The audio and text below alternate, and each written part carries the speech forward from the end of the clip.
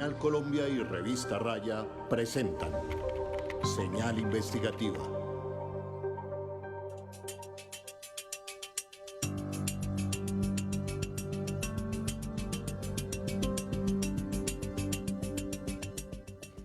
Muy buenas noches, bienvenidos. Esto es Señal Investigativa, una alianza entre la Revista Raya y Señal Colombia. Todos los domingos llegamos a cada rincón del país a través de los medios públicos con una nueva historia. Para desarrollar el capítulo de hoy me acompaña Joana Rodríguez, periodista de Señal Investigativa. Buenas noches, Joana. Buenas noches, Edison, y buenas noches a todos nuestros televidentes. Un gusto, como siempre, estar en este espacio de investigación. Recuerden que también pueden conectarse con nosotros en las redes sociales oficiales. Allí los leemos con el numeral Señal Investigativa. Empecemos. Así es, Joana. Esta semana se cumplieron 4 años del estallido social más grande de la historia reciente del país, cuando surgió un Comité Nacional del Paro que convocó a protestar masivamente a millones de personas en contra de la reforma tributaria promovida por el gobierno del presidente Iván Duque, en medio de los estragos que había dejado la pandemia del COVID-19. Según un informe de Amnistía Internacional, fueron más de 100 los heridos por trauma ocular durante ese mismo periodo. Entre tanto, un informe de la ONG Temblores habla de más de 2.100 casos de violencia por parte de la fuerza pública. Hubo violencia física, detenciones arbitrarias y hasta violencia sexual. Esta semana en Cali también se protagonizó una nueva agresión contra un líder social de un barrio popular por parte del concejal del Centro Democrático Andrés Escobar, quien siendo un ciudadano común disparó en el paro de 2021 contra los manifestantes. Tendremos más adelante el escrito de acusación porque se acerca el día de su juicio. El ministro de Defensa de esa época era Diego Molano, ex candidato a la alcaldía de Bogotá y muy activo por estos días de cara a las elecciones de 2026. Otro protagonista de la violencia policial fue el propio director de esa institución, el general Jorge Luis Vargas, quien también fue candidato a la alcaldía de Bogotá el año pasado. Políticos de derecha, como la senadora María Fernanda Cabal, quien hoy, precandidata presidencial por el Centro Democrático, ha tildado las manifestaciones, sobre todo en Bogotá y Cali, como tomas guerrilleras. El costo de esa afirmación ha sido muy alto. Según el portal de periodismo Rutas del Conflicto, el estallido social dejó al menos 80 víctimas mortales. A pesar de todo lo ocurrido, el gobierno de Iván Duque, su ministro de Defensa o el entonces director de la policía no han recibido ningún tipo de sanción más allá de la social. Muchas violaciones de derechos humanos permanecen en la impunidad. Joana, el pasado 1 de mayo también se conmemoraron 2 décadas del asesinato de Nicolás Neira. Recordemos que este estudiante fue asesinado el 1 de mayo de 2005 por integrantes del ESMAD, en el lugar donde cayó, en el centro de Bogotá, muy cerca de donde también fue asesinado Dylan Cruz. Se realizaron actos en su memoria.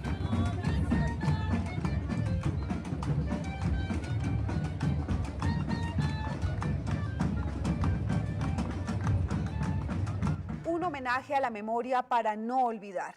Hoy nos enfocaremos en las víctimas y los victimarios. Pasados 4 años ya del estallido social que se dio durante el gobierno de Iván Duque, iniciamos mostrándoles el calvario que han vivido las víctimas de violencia ocular. Las voces de los jóvenes que se quedaron sin parte de su visión por obra de las armas, entre comillas, no letales de la fuerza pública. Las protestas sociales que iniciaron en 2019 en Chile fueron la antesala de lo que sucedió en Colombia. En Chile surgió la llamada Primera Línea como un grupo informal de personas, sobre todo jóvenes, cuyo objetivo principal era proteger a los manifestantes de la violencia policial. Incluía rescatistas y paramédicos, entre otros colaboradores. Estas protestas se caracterizaron por generar en los manifestantes cientos de traumas oculares, el número más alto de lesiones de este tipo registradas durante protestas o zonas de conflicto en el mundo. Los jóvenes en Colombia acogieron en 2021, hace 4 años, el mecanismo de defensa conocido como Primera Línea.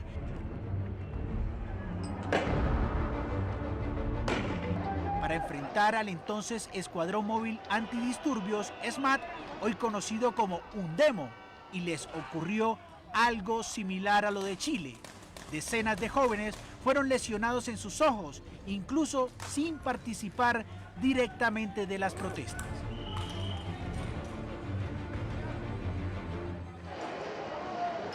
Algunos miembros de la policía decidieron disparar sus armas, comillas, no letales, a los ojos de los manifestantes.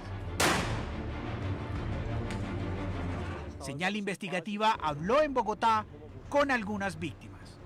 Lo que sucedió hace 4 años fue el recordatorio de un ciclo de violencia policial que ha habido en nuestro país y fue el génesis de una nueva Colombia.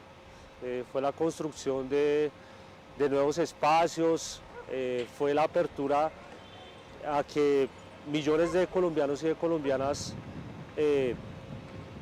abrieran su reflexión y su conciencia del país que hemos tenido siempre, y que el país que hemos tenido siempre merecía una transformación, y la expresión de esa transformación fue el estallido social que ocurrió hace 4 años.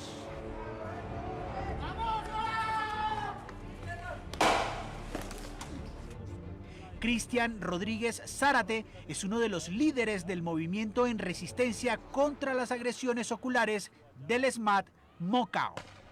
Les propuse que denunciáramos este tipo de torturas y que nos organizáramos como movimiento. Recorrimos el país durante 2020 y 2021, de lo que fue ya la pandemia y el inicio del estallido social en abril. Fuimos a varias ciudades del país, fuimos a Cali, fuimos al Cauca, fuimos al eje cafetero, recorrimos varias partes de Bogotá, fuimos al altiplano cundiboyacense y recogimos muchos relatos y muchos casos. Cristian Rodríguez perdió su ojo izquierdo durante las protestas. Fue impactado por una bomba aturdidora. El 16 de diciembre de 2019 fue la última marcha de la reforma, del paquetazo de las reformas del gobierno de Iván Duque. Yo iba marchando hacia la Plaza de Bolívar desde la Universidad Nacional. Sobre las 6 de la tarde, con la marcha nos decidimos volver a la Universidad Nacional porque a las 7 había un evento cultural donde nos invitaron, y sobre la entrada principal de la universidad habían ya como disturbios. Yo iba en la última parte de la marcha ingresando, y pues cuando yo ingreso yo veo que un agente del Escuadrón Móvil Antidisturbios me lanza una bomba aturdidora. Ese artefacto me cae en la parte izquierda del cuerpo, inmediatamente estalla y pues me genera un estallido ocular severo, y pues ahí posteriormente me atienden brigadas de derechos humanos, abogados, Boy Scouts, y me llevan hasta la clínica más cercana, que fue la clínica Mederi. Yo fui consciente de que inmediatamente perdí la vista de mi ojo izquierdo porque yo me toqué la cara y había muchas partes del ojo y había mucha sangre, y fui consciente porque ya no veía por el ojo izquierdo y fui consciente de que lo perdí. Como el de Cristian, hay documentados más de 200 casos similares en Colombia desde la creación del SMAT. Yo soy Daniel Jaimes, soy tatuador, activista social, vivo en la localidad Quinta de Usme, soy víctima de lesión ocular por parte de la policía el 1 de mayo del año 2021, en el marco del paro, en la localidad de Usme. A mí me disparan detrás de una caneca cuando estaba intentando pues resguardarme pues de los gases que estaban siendo disparados directamente por, en ese momento, el SMAT, sufriendo un impacto al nivel de la nariz, lo cual pues comprometió gran mayoría de mi cara, comprometió mi ojo derecho, tuve múltiples fracturas en las que pues mi vida se vio sumamente afectada, y no solo eso, también se vio afectada mi familia, se vieron afectados mi círculo social, bastantes de mis amigos en ese instante. Siento que, digamos, la criminalización del marco del paro y el señalamiento que sufren personas que son víctimas, como en ese momento yo, es algo que está muy estigmatizado. He llevado a cabo pues, la vocería pues, del colectivo de Mocao a distintas partes de Colombia, llevando mi testimonio y también las de las demás personas. En esa noche cuando a mí me disparan al nivel de la nariz, yo veo como un destello blanco, como si hubiese recibido un impacto de un balón de microfútbol. Recibo el disparo de una manera indiscriminada, llena de odio, llena de ganas de querer neutralizar mi vida, de silenciar mis palabras, de querer intentar asesinarme por parte de estas municiones que supuestamente no son letales.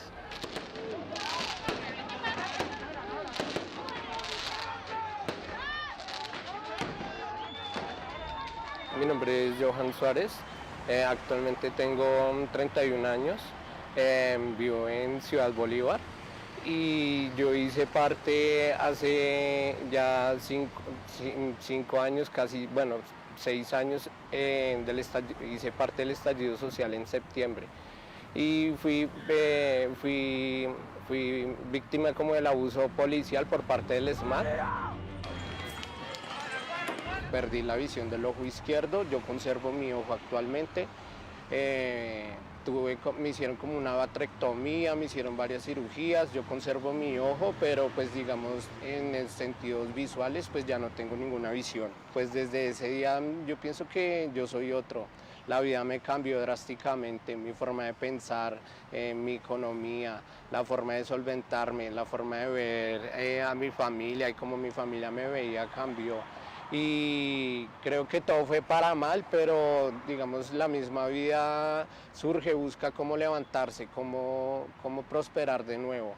Y a través, digamos, por ejemplo, de las mismas intenciones de no olvidar, de no querer callar, de tratar de sacar un mensaje adelante sobre el abuso policial y la falta o las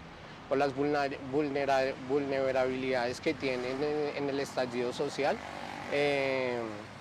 Pues queremos con mis compañeros Mocao tratar como de dar más visibilidad y tratar de que no se cometan estos abusos que se dan durante el estallido social o durante una protesta. Mi nombre es Andrés Guerrero, tengo 26 años, actualmente soy profesor. El día 26 de septiembre del año 2019 fui mutilado ocularmente gracias a un disparo del Escuadrón Móvil Antidisturbios en la Universidad Distrital sede Macarena, aproximadamente a las 3 de la tarde, en medio de las manifestaciones que se daban en el marco de la corrupción del Instituto de Extensión de la Universidad, encabezado por Wilmar Muñoz en su momento. El movimiento estudiantil decidió movilizarse ese día en contra de esa corrupción y desafortunadamente fuimos mutilados 2 estudiantes, uno de la Facultad de Ingeniería y yo de la Facultad de Ciencias y Educación. Exigimos que este tipo de prácticas sean erradicadas de los cuerpos antidisturbios, asimismo que haya una ruta de atención integral para las víctimas de violencia ocular.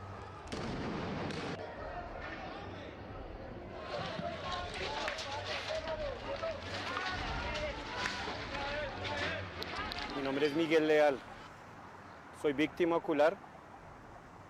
Mi lesión ocurrió el 28 de julio del 2021 en el estallido social. Los hechos ocurrieron en la localidad de Usme, en el Puente de la Dignidad, muy cerca ahí. La verdad, pues no me esperaba que por estar en estas protestas, en estas marchas, donde había mucha gente de la localidad, vecinos, amigos, la policía fuera a atentar y quitarme un ojo. Realmente un disparo directo me quitó el ojo derecho, tuve estallido ocular y pues desde ese entonces no veo, desde ese entonces me cambia la vida. La verdad pues soy padre de familia, tengo 2 hijas, para mi hija también ha sido duro verme así. Ella algunas veces se aterra de ver la transformación, pero pues nada, hemos tratado de hacer cambios, un poco aceptación espacialmente, porque pues realmente pues trato de no chocarme con ciertas cosas, porque pues de este hemisferio no tengo la visibilidad. Es una adaptación dura, hemos pasado por temas psicológicos, de autoestima, pero pues ahí vamos. Realmente ya han pasado 4 años, quizás con las prótesis uno busca que la fisionomía sea más aceptable y pues que no quede uno estigmatizado. Realmente las personas que estaban en el paro no eran ni vándalos ni terroristas, éramos gente del común.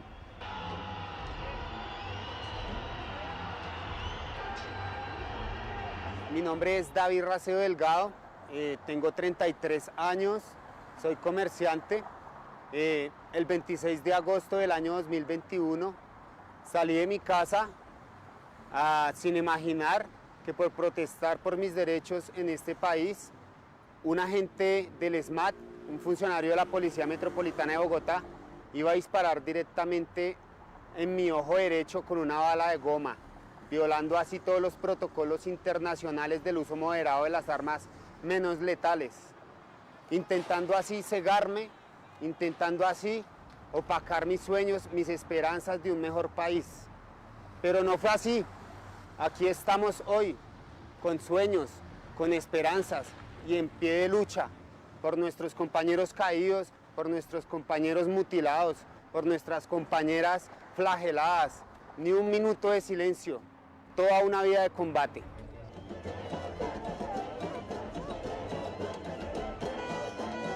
El listado de historias de vida, que incluye las de 10 mujeres, es extenso. 4 años después de estos hechos violentos, no hay ningún uniformado de la policía condenado por las lesiones oculares generadas a los jóvenes durante el estallido social del gobierno de Iván Duque. Duros testimonios de esos jóvenes. Hablemos ahora de otro caso especial, en el marco también del estallido social, el falso positivo judicial de Gracie Alexandra Perilla Vargas, condenada a 10 años de prisión por los delitos de concierto para delinquir y terrorismo. Las autoridades le pusieron el alias de la Pola. Sin embargo, en la Corte Suprema, puntualmente en la Sala de Casación, se discute una solicitud de la propia Fiscalía con la que pretenden que se anule la condena contra esta joven, es decir, que la Fiscalía reversó en sus acusaciones contra esta joven estudiante que protestaba. Señal Investigativa tuvo acceso a la audiencia donde se hizo la petición. Escuchemos los argumentos de la Fiscalía en este caso.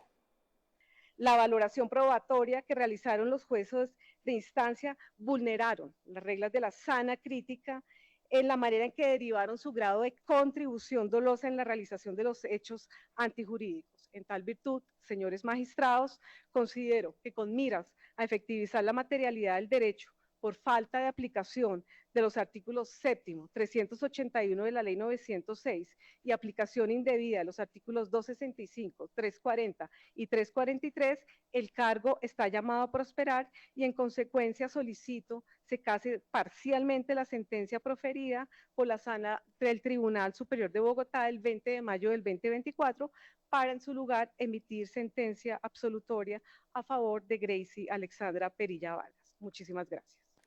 Sobre este caso estaremos muy atentos. Vamos así a una primera pausa institucional y al regreso esperen por qué la Fiscalía, a pesar de tener pruebas, pretende archivar el caso de Sebastián Quintero Múnera, quien habría sido asesinado por una bomba aturdidora del SMAT en la ciudad de Popayán. Ya regresamos.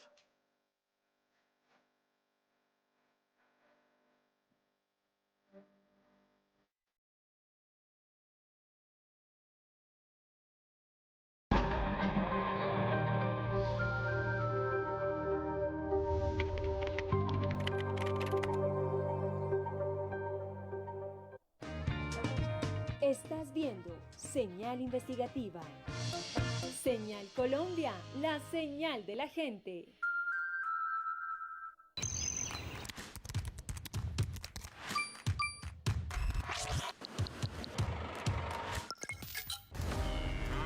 es hora. Y el lunes. Vámonos. Uy, ya es hora. Ya venga que ya va a empezar. Ya voy. ¿De qué van a hablar hoy? De la reforma agraria. Y educación, seguridad. Reforma laboral. Esto es justicia social. Combatir la desinformación. Los asuntos Públicos. son públicos. Lo que es con Colombia es conmigo, ya sabes. Gobierno de Colombia. Comisión de Regulación de Comunicaciones. Somos una de las regiones más biodiversas del mundo. En nuestros páramos, montañas, valles, ríos, océano y costas vive una multicolor variedad de especies que estamos protegiendo. Somos el departamento con mayor número de áreas protegidas de Colombia, 227. Son más de 680.000 hectáreas, más del 34% de su superficie protegida. CBC, comprometidos con la vida y ahora más cerca de la gente. Comisión de Regulación de Comunicaciones. Desde hace 95 años, la Contraloría de Bogotá se dedica a cuidar los recursos de la ciudad. Solo en el último año se logró la recuperación de más de 31.000 millones de pesos para la capital. Si conoce un hecho que atente contra el buen uso de los recursos públicos, denuncie. Puede hacerlo, si prefiere, de forma anónima, a través de la página web, también en nuestra sede principal, en las gerencias ubicadas en las 20 localidades o por nuestras redes sociales, porque Bogotá nos pertenece a todos. Comisión de Regulación de Comunicaciones. Soñamos con agua limpia en nuestras viviendas, con escuelas donde nuestros hijos e hijas aprendan sin miedo, con carreteras que conecten veredas, familias y oportunidades. Y lo que soñamos, lo hacemos. Comunidades étnicas y entidades territoriales y nacionales en los territorios PEDET. Hasta el 5 de mayo, postulen sus proyectos a la convocatoria del OCAD Paz del Sistema General de Regalías y hagan realidad lo que sueñan. Toda la información en www.sgr.gov.co. Regalías para la Paz. Sistema General de Regalías. Departamento Nacional de Planeación, Gobierno de Colombia. Estás viendo Señal Investigativa. Señal Colombia, la señal de la gente.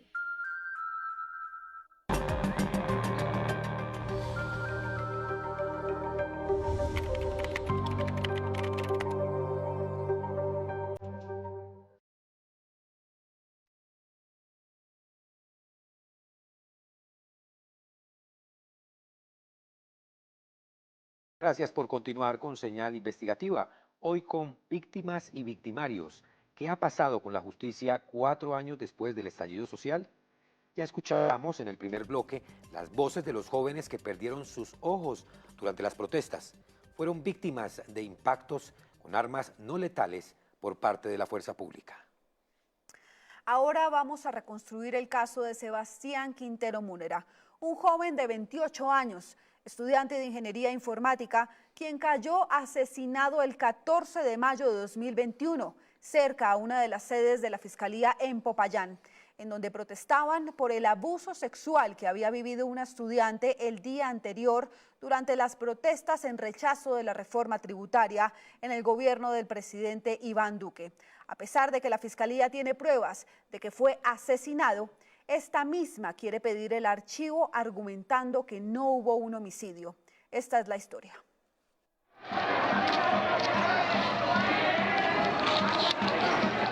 El viernes 14 de mayo de 2021, las protestas se concentraron frente a una de las sedes de la Fiscalía en Popayán.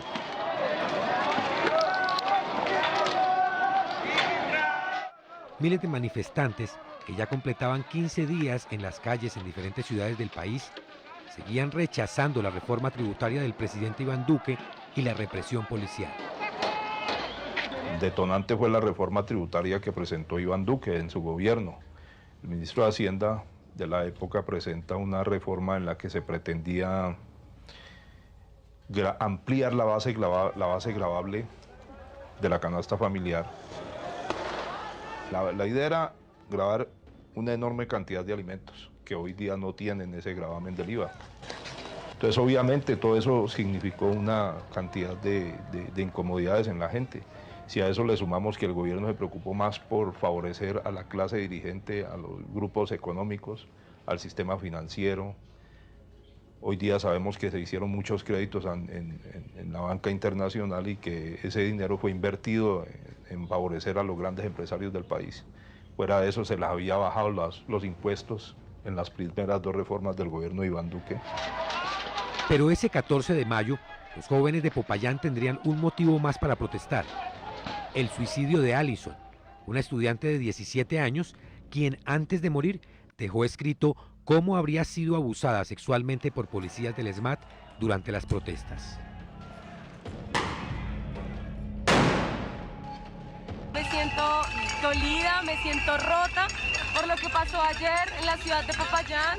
Una de nuestras compañeras fue violentada sexualmente por 4 agentes del ESMAD y luego ella decidió quitarse la vida, pero yo estoy convencida de que esto es un crimen de Estado. Fue una movilización fuerte por el tema de Alison. La retienen los policías, la llevan a la estación y prácticamente pues abusan sexualmente de ella, porque es después de que se sale de la estación, pues ella deja un mensaje diciendo que la manosearon hasta el alma y después pues toma la decisión de acabar con su vida, ¿cierto? Eso fue algo que le movió las fibras a la gran mayoría del pueblo, de la comunidad, que ya veníamos también en este ejercicio de movilización, ¿no? Sebas tenía algo que él era muy delicado con el tema de las mujeres, ¿sí? Respetaba mucho a la figura femenina y él siempre era tocado con eso, ¿no? Por la mamá, por la hermana, la familia y todo ese tema. Entonces, por eso Sebastián salió a movilizarse. Ese día, los manifestantes tomaron dirección hacia una de las sedes de la Fiscalía en la capital del Cauca, también conocida como Uri, el último lugar a donde había sido trasladada Alison, luego de ser capturada por los policías. El jueves, en horas de la mañana, se conoce que la niña se suicidó y dejó ese mensaje. Eso fue un detonante para que mucha gente se pusiera de acuerdo y el viernes ir a protestar a donde está la URI.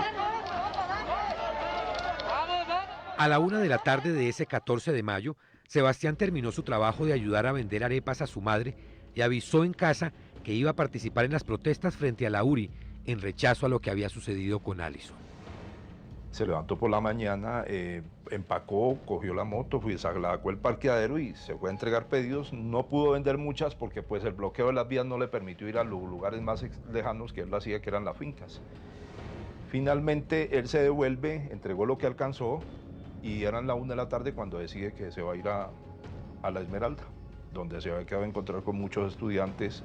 Ese día habían estudiantes incluso de universidades privadas que ya estaban protestando también. En medio de esa multitud estaba Sebastián Quintero Múnera, de 29 años, un estudiante de 5º semestre de Ingeniería Informática del Colegio Mayor del Cauca. Las protestas se endurecieron y el ESMAD empezó a disparar bombas aturdidoras a los manifestantes a medida que la tarde se oscurecía. Y el ESMAD ataca porque pues, que yo creo que eso era algo, una orden desde arriba, ¿no? Era un ataque sistemático y criminal, porque finalmente ellos estaban atacando con todo su material. Porque había momentos en que ellos le disparaban a uno y no eran traumáticas las que le disparaban. Sí, porque los casquillos y todo lo que se recogía del eran de material contundente, ¿sí? O sea, hubo escenarios en los que, por ejemplo, en el centro de Popayán, quitaban la energía del centro y empezaba como una especie de cacería de brujas con el ESMAD y toda esa situación. O sea, la orden era reprimir con toda la fuerza la movilización, que era un sentir de toda la comunidad. Los manifestantes se defendían con piedras y el ESMAD respondía con bombas aturdidoras. Desde atrás les gritaban a la primera línea que resistieran. De repente hubo una estampida con Sebastián colgando de las manos de sus compañeros, luego los primeros auxilios y finalmente su muerte.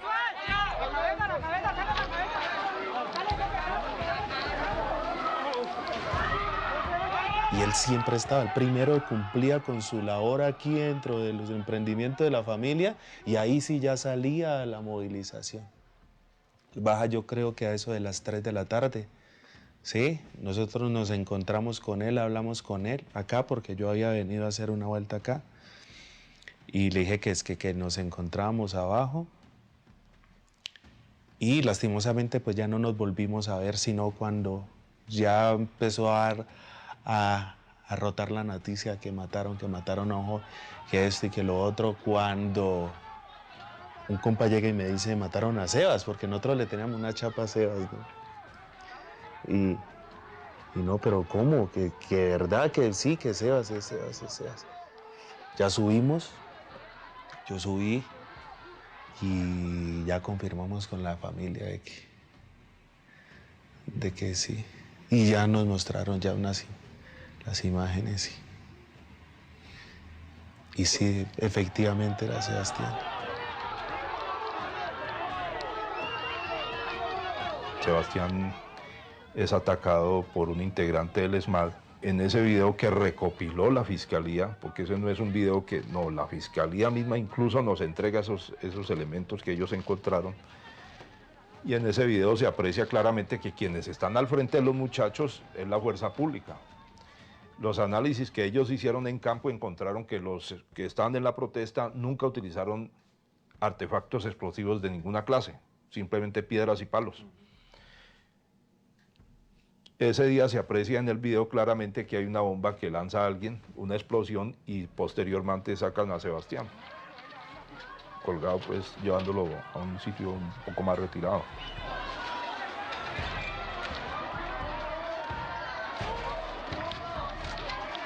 Coincide con unas versiones que fue lo que dijeron.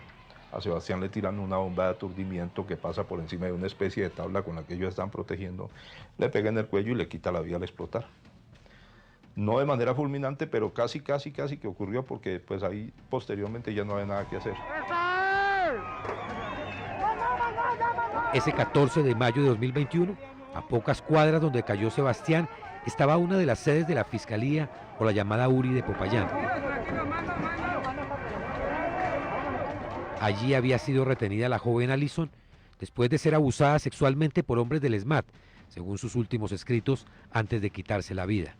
Allí estaba protestando Sebastián antes de ser asesinado. Horas más tarde, las protestas frente a ese edificio se intensificaron y al caer la noche ardió en llamas. Han pasado 4 años desde ese horrible 14 de mayo en Popayán y la justicia cojea en el caso de Sebastián. Iniciamos un proceso penal y un proceso administrativo, como ya le he contado. El proceso penal, pues, como ya lo sabe usted, y no solamente aquí en nuestro caso, sino en muchos casos en todo el país, no, es un callejón sin salida. Cada que los abogados tratan de hacer su trabajo, encuentran una barrera. Y simplemente les dicen que no hay forma de probar, que no hay forma, porque la Fiscalía lo que quiere es unas pruebas en las que se demuestre claramente que fue la policía la que estaba al frente de ellos, pero si los videos son los que muestran eso y ellos no lo consideran válido, si hay una prueba testimonial o muchas pruebas testimoniales que pueden tener muchas personas y no las validan, pues aquí hay una intención de no hacer justicia. De hecho, para junio próximo, la Fiscalía pidió audiencia con un juez para solicitar la preclusión o archivo del caso de Sebastián, a raíz de que la fiscal Tatiana Ulloa considera que no hubo un crimen, es decir, como si Sebastián hubiese muerto de manera natural. Sin embargo, el dictamen de medicina legal especificó que se trató de una muerte violenta a través de un elemento contundente de alta energía. Causa básica de muerte: trauma cervicotorácico por elemento contundente de alta energía. Es decir, Sebastián habría sido impactado por una granada lanzada a través de un arma llamada Venom, la cual el ESMAD disparó en muchas oportunidades y en ráfaga durante las protestas de 2021 en Popayán.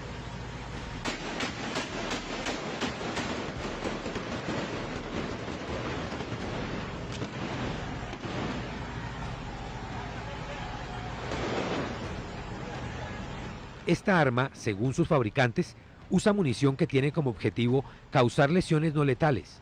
Sin embargo, hay un hecho evidente entre esta arma y la muerte de Sebastián. Según el dictamen de medicina legal, murió por el impacto de un elemento contundente de alta energía. Y según los fabricantes del arma Venom, esta arma utiliza como munición granadas que transfieren energía cinética al cuerpo de la persona que recibe el impacto.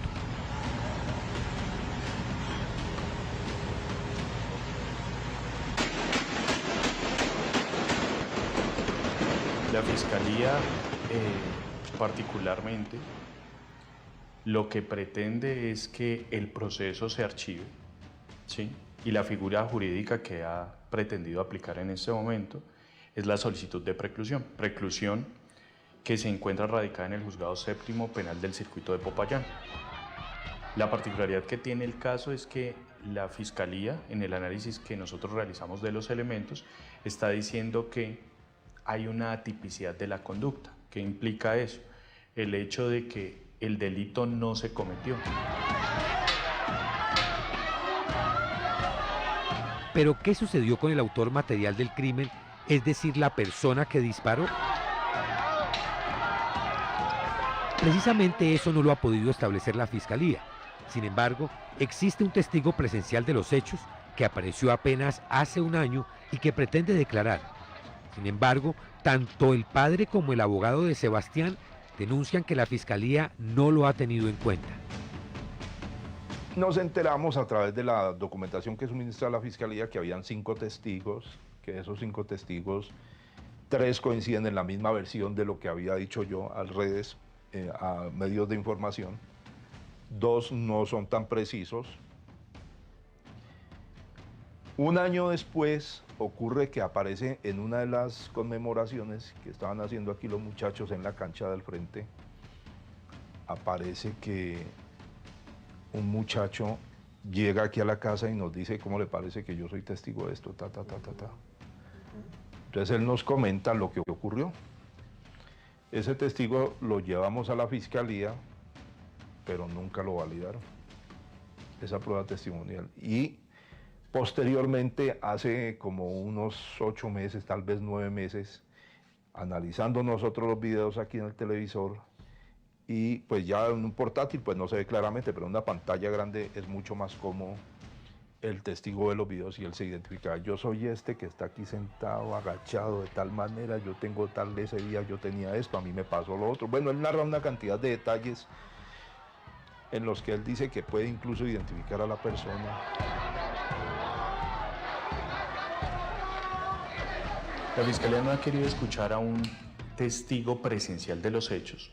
El estallido social que implicó que en el momento de la ocurrencia de tan fatídica situación, además del fallecimiento de Sebastián Quintero, pues hubo muchas personas lesionadas.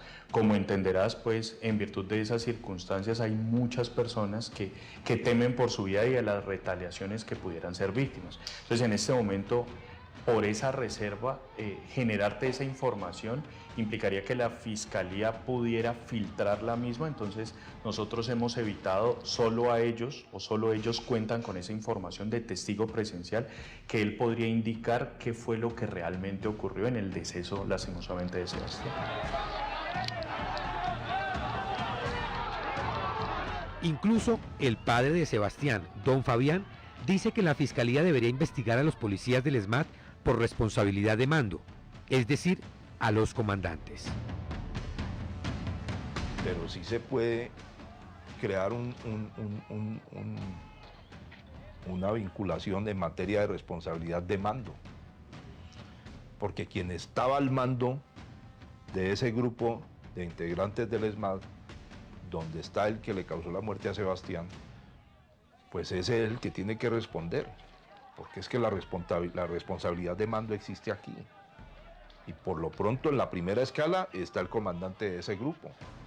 Y creería yo que la Fiscalía debería llamarlos por lo menos a declarar. Bueno, señores, ustedes van a declarar porque ustedes estaban en este grupo y usted como comandante responde por este personaje o por todos estos personajes. Y ellos ya entre ellos, si consideran que hay solidaridad de cuerpo, pues entre todos que respondan penalmente. Han pasado 4 años difíciles para la familia Quintero Múnera. Nosotros cuando ocurrió todo esto, no lo sentimos con mi señora muy fuerte, porque el tema fue muy mediático. Entonces uno se sentía como en una nube, ¿sí entiende usted? Pero en una nube donde usted no puede ver más allá, sino... eso es extraño. Y más nosotros que nunca habíamos pasado por una situación violenta. Yo nunca había perdido un familiar. El más cercano que perdí fue mi padre hace mucho tiempo.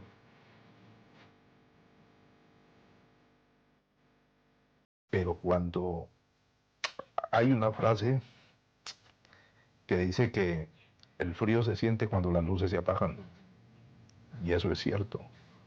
Cuando ya todo el mundo se va, ya queda uno solo, y las vivencias son muy bravas. Los recuerdos están ahí presentes. A veces a uno se le quiebra la voz, a veces los recuerdos vienen y te doblan. Sin duda, Sebastián murió con la esperanza de un cambio que debería empezar porque se haga justicia para quienes murieron durante el estallido social.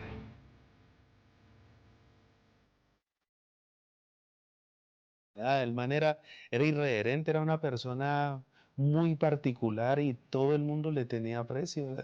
No es porque vengamos ahorita con esa cuestión que no hay muerto malo, ¿no? Ni que toda esta cuestión, pero es que el man, todo el mundo sabía lo que él hacía con la familia. Todo el mundo sabía que él andaba, usted veía a Sebastián desde por la mañana volteando con la motico ahí y con sus arepas dándole. Y estudiando en la universidad. Él murió creyendo en el proyecto progresista del cambio. Y ustedes lo pueden evidenciar en las redes sociales de él. Prácticamente desde que Gustavo Petro, nosotros hablamos de ese man, estaba en ese tiempo cuando Petro llegó a la Bogotá Humana. Y después de cuando empieza la Colombia Humana, ya la candidatura de Petro y toda cuestión, Sebas estaba convencido de que esa era de que necesitábamos una transformación real de base, ¿no? Como tal. Y él murió con esa convicción de que esa era la alternativa para poder cambiar. Sabía, él estaba en todas las movilizaciones, como estudiante. Entonces, acá en el barrio todo el mundo lo quería, ¿no? En el parche.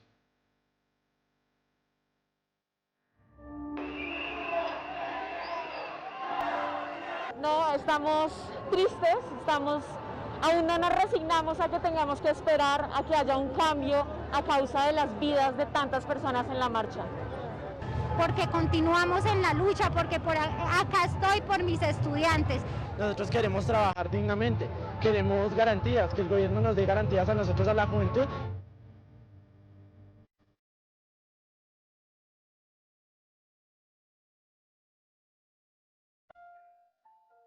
Como Sebastián Quintero, según la organización Temblores, entre el 28 de abril y el 20 de julio de 2021, 40 personas fueron asesinadas a manos del SMAT de la policía. Igualmente se registraron otros 35 casos de violencia sexual, 1.747 casos de violencia física, 103 casos de lesiones oculares, 62 afectaciones con gases, 40 casos de impactos por arma Venom, 898 intervenciones violentas y 66 montajes judiciales. Y hasta la fecha, como hemos visto, gran parte de estas violencias permanecen en la impunidad. Vamos así a una segunda pausa institucional, pero al regreso tendremos el escrito de acusación contra el concejal Andrés Escobar y otros civiles que se armaron y dispararon contra manifestantes en Cali. ¿Qué dice la Fiscalía y a cuántos años podría ser condenado este político del Centro Democrático? Ya regresamos.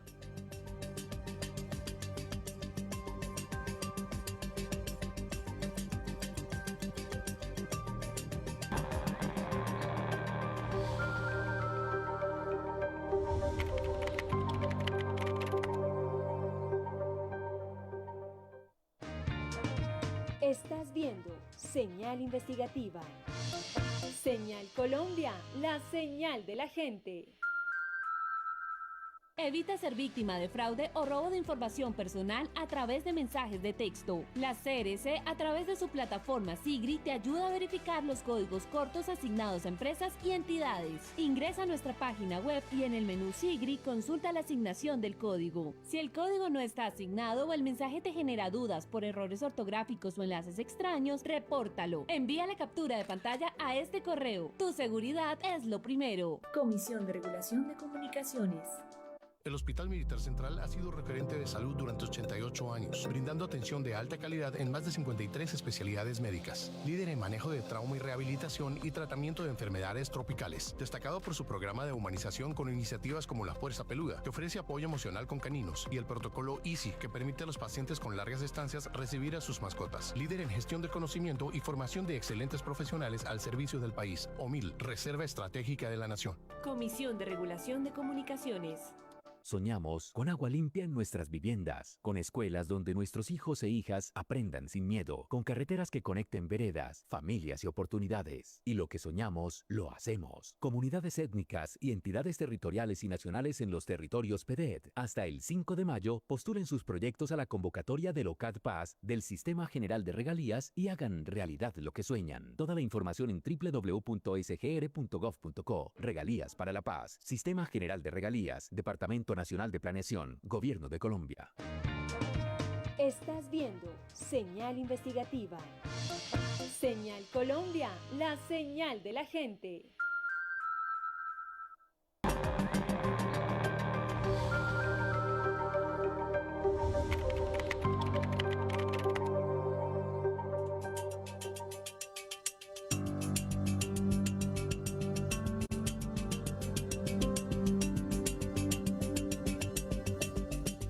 Gracias por continuar con Señal Investigativa. Recuerden que esta es una alianza entre Señal Colombia y la revista Raya. Hoy con un programa especial sobre qué ha pasado, qué ha hecho la justicia en los casos de violencia en la protesta social. El turno en el tercer bloque de este capítulo es para el actual concejal de Cali por el Centro Democrático, Andrés Escobar, quien está próximo a llegar a juicio. Esta semana, el líder social de la Comuna 20 de Cali, Andrés López, que fue estigmatizado en las protestas del estallido social de 2021, volvió a ser víctima por parte del concejal Andrés Escobar y de uno de sus escoltas, quien le reventó la boca en plena sesión de Consejo de Cali, luego de que el líder social recordara y cuestionara las acciones de Escobar del 28 de mayo de 2021 en el barrio Ciudad Jardín. Como se ve en pantalla, Escobar salió a las calles a disparar y a amenazar a los jóvenes e indígenas que estaban protestando en el sur de Cali. Veamos lo que sucedió esta semana cuando el concejal volvió a ser protagonista por usar la violencia. Recordarle a los presentes el respeto. Señal Investigativa tiene en sus manos el escrito de acusación de la Fiscalía en contra del concejal del Centro Democrático Andrés Escobar, otros 4 civiles y 12 policías, entre los que están 2 mayores y un teniente. A estos últimos se les acusa por permitir que el 28 de mayo de 2021 habitantes del barrio Ciudad Jardín de Cali, entre ellos Andrés Escobar, se armaran y salieran a las calles a disparar, usurpando la labor de la Policía Nacional. Por estos hechos, el concejal podría pagar una condena de hasta 18 años de prisión. Su juicio, aunque lo ha intentado obstaculizar, está próximo a comenzar. El 28 de mayo de 2021 fue un día que quedará para siempre en la memoria de los caleños. En Cali, exactamente un mes después de que iniciara el estallido social, civiles se armaron y dispararon contra los manifestantes de la protesta social en el barrio Ciudad Jardín. ¡Nos están amenazando! ¡Nos están amenazando! Los hechos fueron de tal gravedad que muchos jóvenes terminaron capturados por los civiles y entregados al CAI de la policía, en donde habrían sido torturados. Esto no fue un hecho aislado. En ese entonces, el abogado Elmer Montaña denunció ante la Fiscalía con pruebas que los civiles armados, entre los que se encontraba el actual concejal del Centro Democrático Andrés Escobar, habría planeado los ataques de los manifestantes. Esto estuvo muy bien planificado y muy bien orquestado. Lo primero que hicieron fue poner a circular en ese sector de la ciudad, en Ciudad Jardín, una serie de comentarios a través de WhatsApp y de informaciones falsas en las que decían que una marcha que estaba saliendo o que iba a salir ese día desde Siloé hacia la Universidad del Valle, donde se iba a llevar a cabo lo que se denominó un cacerolazo sinfónico, tenía como objetivo ingresar a Ciudad Jardín, atacar las viviendas de las personas que allí residen, asaltarlas, asesinar a las personas, y eso generó realmente pánico en la comunidad. Esa mañana del 28 de mayo, los manifestantes iniciaron las concentraciones en 3 puntos de la ciudad, en el sector de Siloé, en el sector de La Luna y en inmediaciones de la Universidad del Valle, pero al mismo tiempo circuló información falsa en la que aseguraban que los manifestantes iban a generar destrozos en las casas de la gente. Porque la desinformación que viene de allá arriba, de ese gobierno corrupto y asesino, es que nosotros somos unos guerrilleros. No, señores. No obstante, existió otro hecho que habría sido la excusa perfecta para que los autodenominados ciudadanos de bien se armaran y salieran a las calles a enfrentar a los manifestantes. La policía de Ciudad Jardín, que se encontraba destacada en el CAI de ese sector, abandonó el CAI, se desplazó a cuadra y media y permitió que un grupo muy pequeño de salteadores, que no se sabe de dónde provenían, comenzaran a generar destrozos en el sector y llegaran allí al CAI, lo destruyeran y lo incendiaron.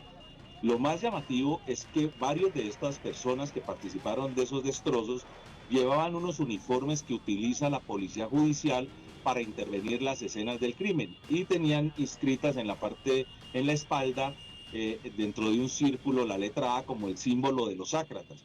Y lo cierto es que dentro de esas protestas no hubo ningún movimiento ácrata o anarquista reconocido. En la tarde de ese 28 de mayo y al lado de la policía, como se vio en videos y en fotografías, salieron los civiles del barrio Ciudad Jardín con armas a disparar a los manifestantes que se encontraban concentrados en un punto de la ciudad entre la Universidad del Valle y Ciudad Jardín, bajo el pretexto de salir a defender sus viviendas. Ojo, marica. Estábamos disuadiendo una turba de vándalos que estaban tomando el barrio Ciudad Jardín.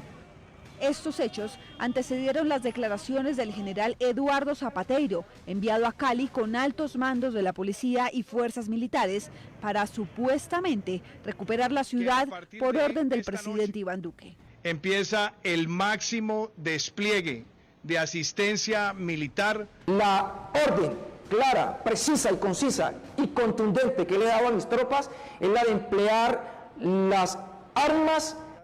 Aunque la Fiscalía en cabeza de Francisco Barbosa no inició investigaciones de oficio, a pesar de que circularon varios videos en redes sociales sobre los abusos policiales, de civiles disparando a manifestantes y de un número significativo de heridos, las investigaciones iniciaron por una denuncia penal del abogado y ciudadano Elmer Montaña.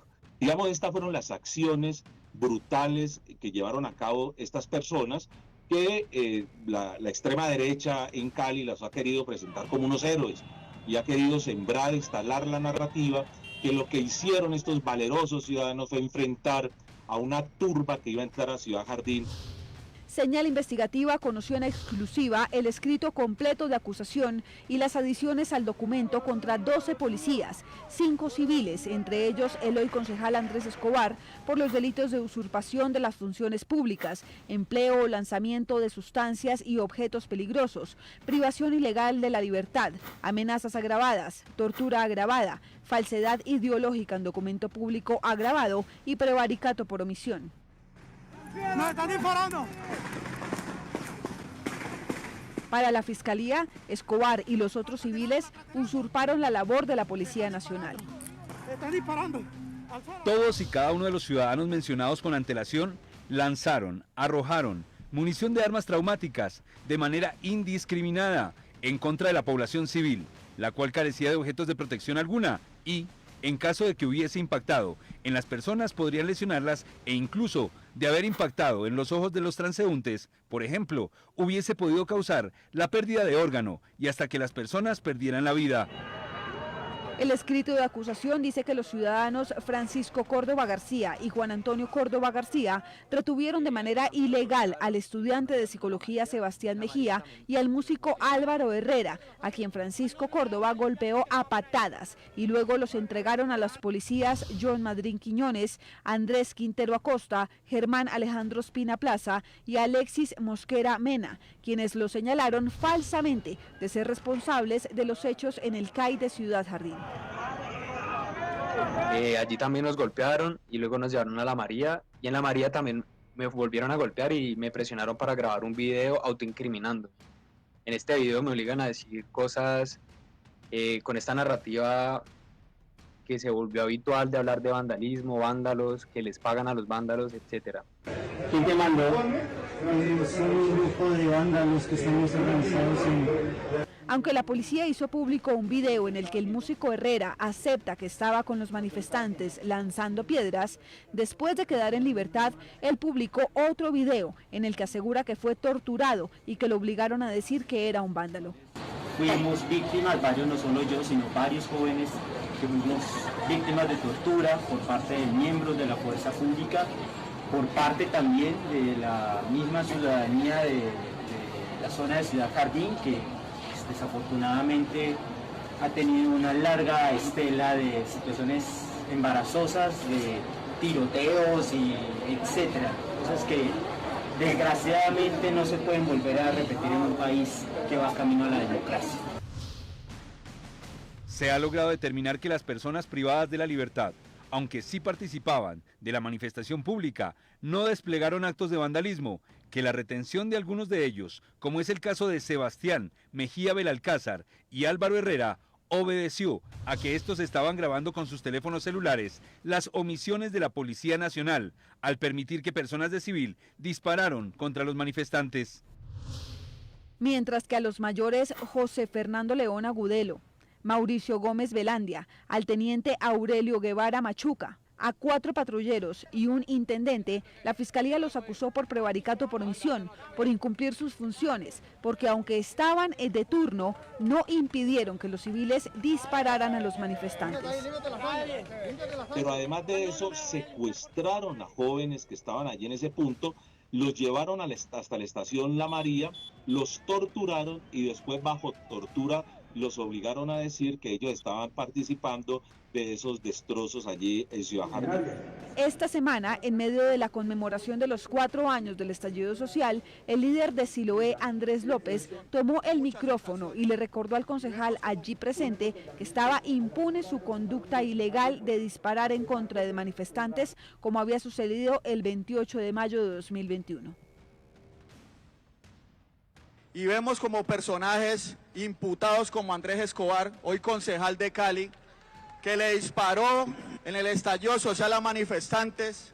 ¿Valleí no está en todo Cali? El concejal Escobar no estaba sentado con sus compañeros, sino parado y detrás del líder, en una sesión descentralizada del Consejo de Cali. A medida que el líder López hablaba, Escobar lo miraba de manera amenazante. Por favor, respeto y continúe con los temas que se requieren de la comuna. Y finalmente, cuando terminó su discurso el líder social, este se dirigió a la salida, pero en el camino fue increpado por el concejal Andrés Escobar y luego golpeado por uno de sus escoltas. Su boca terminó reventada y hasta hoy nada ha pasado con la justicia. Uno puede ser fosforito y de mal genio, pero tampoco para irse hacia extremos.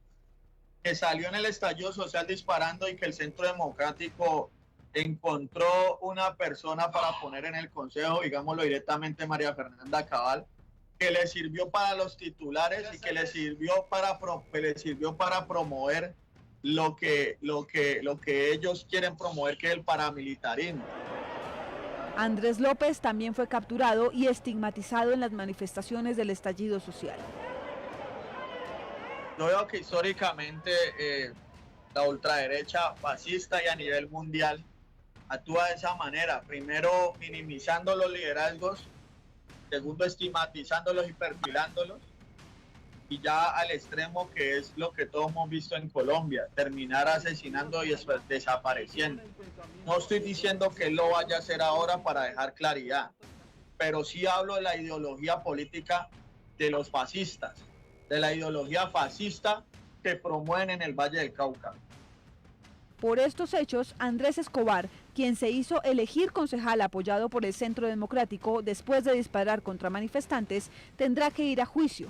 Las audiencias preparatorias en su contra y contra las otras personas quedaron programadas para el próximo 20 de mayo. Este será el preámbulo para el inicio del juicio, por el que podría ser condenado hasta por 18 años de prisión. ¡Nos están amenazando! ¡Nos están amenazando! Las víctimas esperan que la audiencia y el juicio contra el concejal Andrés Escobar inicie en las próximas semanas, pues aunque se han realizado 12 sesiones de audiencia, de esas 5 han sido suspendidas por diferentes razones, pero al menos 2 de esas suspensiones han sido por petición de la defensa del concejal desde diciembre de 2023 en un intento por evadir la justicia. Estas son algunas de las víctimas y algunos de los victimarios que dejó el estallido social de 2021. Por supuesto, estaremos atentos al desarrollo de esas audiencias en contra del concejal y de las víctimas que esperan mayor compromiso de la justicia para castigar a los responsables y evitar que estos hechos se vuelvan a repetir en Colombia. Con esta información llegamos al final de Señal Investigativa, una alianza entre Señal Colombia y la revista Raya. Nos esperamos el próximo domingo con otra historia en profundidad para contarles lo que otros no investigan. Feliz inicio de semana para todos.